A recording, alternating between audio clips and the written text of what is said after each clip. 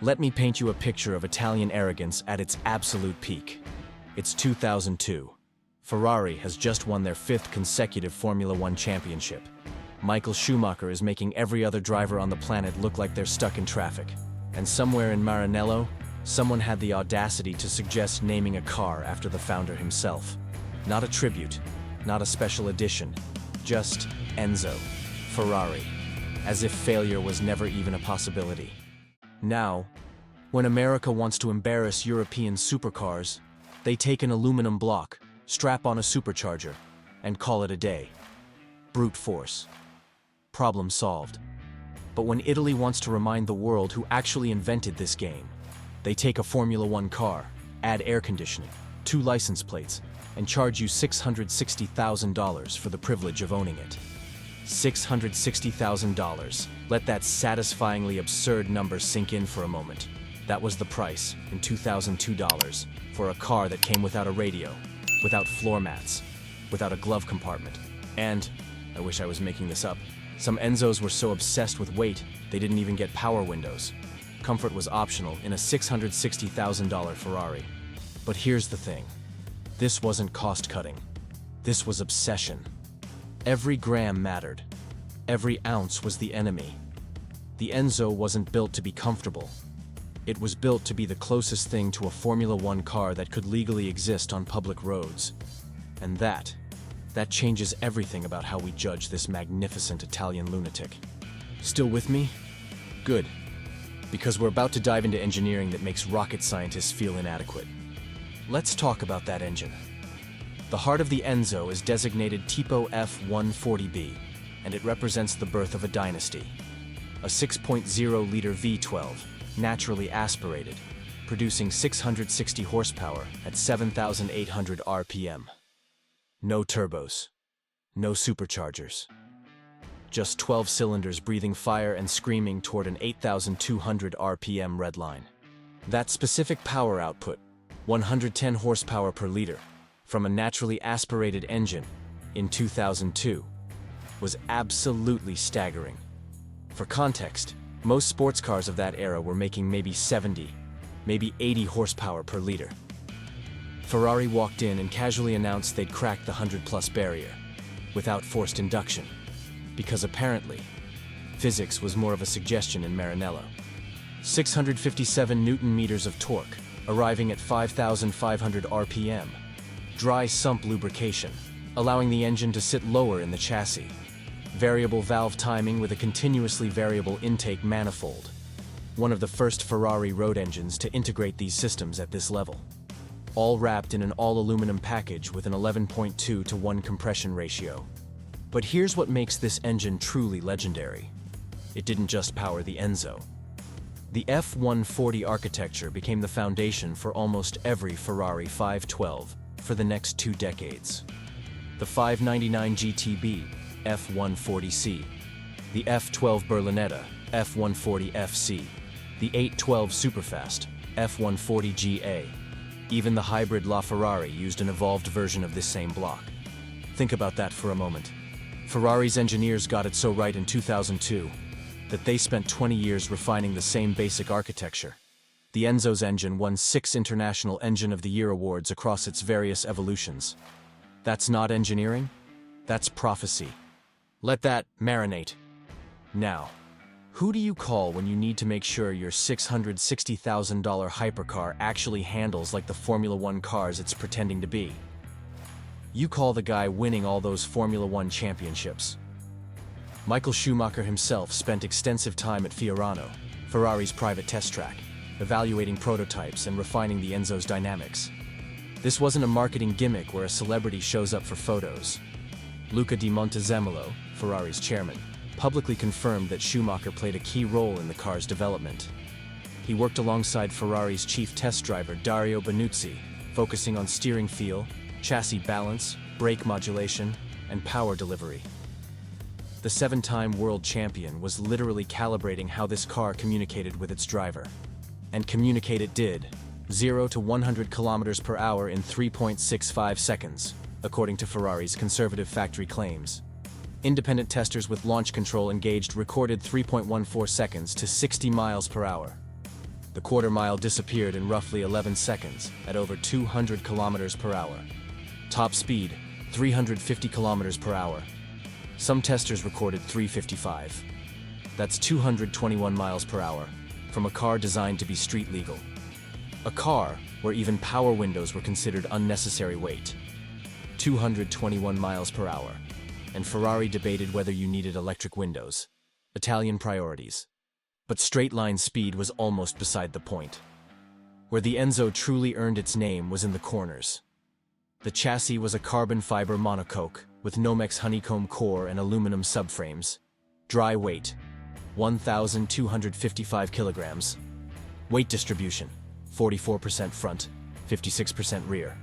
The suspension was pure race car thinking adapted for the road. Double wishbones front and rear, with pushrod-actuated coilover springs, just like a Formula One car. Electronically adjustable dampers controlled via steering wheel buttons. Sport and race modes that presaged the Manettino dial Ferrari would introduce 2 years later. And a front lift system that could raise the nose 30 millimeters for speed bumps, because even Italian arrogance has to acknowledge driveways exist. The brakes, carbon ceramic discs from Brembo, 380 millimeters at all 4 corners. This was the first Ferrari road car to use carbon ceramic brakes as standard equipment. Technology that today appears on everything from Corvettes to M3s, but in 2002 was exotic enough to make aerospace engineers jealous. We should probably talk about that bodywork now. Buckle up. The Enzo wasn't designed to be beautiful, though beauty is subjective and plenty of people find it stunning. It was designed to be effective. Pininfarina's Ken Okuyama sculpted every surface in the wind tunnel, prioritizing function over form. That Formula One style nose, those aggressive intakes, the rear diffuser. None of it was decorative. At 300 kilometers per hour, the Enzo generates 775 kilograms of downforce. That's 1,700 pounds of aerodynamic grip at 186 miles per hour, forcing the car into the pavement. And here's the remarkable part. Without a massive rear wing. Look at the F40, giant wing, the F50, prominent spoiler. But the Enzo achieved its downforce primarily through active aerodynamics and ground effect. Active front flaps under the nose, a small deployable rear spoiler that rises automatically above 60 kilometers per hour, and an aggressive rear diffuser working the underbody airflow. The downforce came from below, not from a billboard on the trunk. The aero system featured active aerodynamics that were actually banned in Formula One at the time. Ferrari put them in their road car anyway, at 200 kilometers per hour, 343 kilograms of downforce, peak of 775 at 300. Then it backed off to 585 at maximum velocity to reduce drag. The car was thinking faster than most drivers. But, and there's always a but with Italian exotics, the transmission. The Enzo used what Ferrari called simply the F1 gearbox, a 6-speed automated manual with electro-hydraulic actuation and paddle shifters, built by Graziano Trasmissioni. Shift times, 150 milliseconds. Brutal, relentless, perfect for the track, and absolutely miserable in traffic. This was single-clutch technology, first generation, with no dual-clutch smoothness to hide behind. At high RPM with the throttle pinned, it was telepathic. But at low speeds, in stop-and-go traffic, the gearbox lurched and jerked like a teenager learning manual for the first time. Top Gear famously called it the Enzo's Achilles heel. The clutch wore quickly in city driving. Replacement costs ran into the tens of thousands of dollars.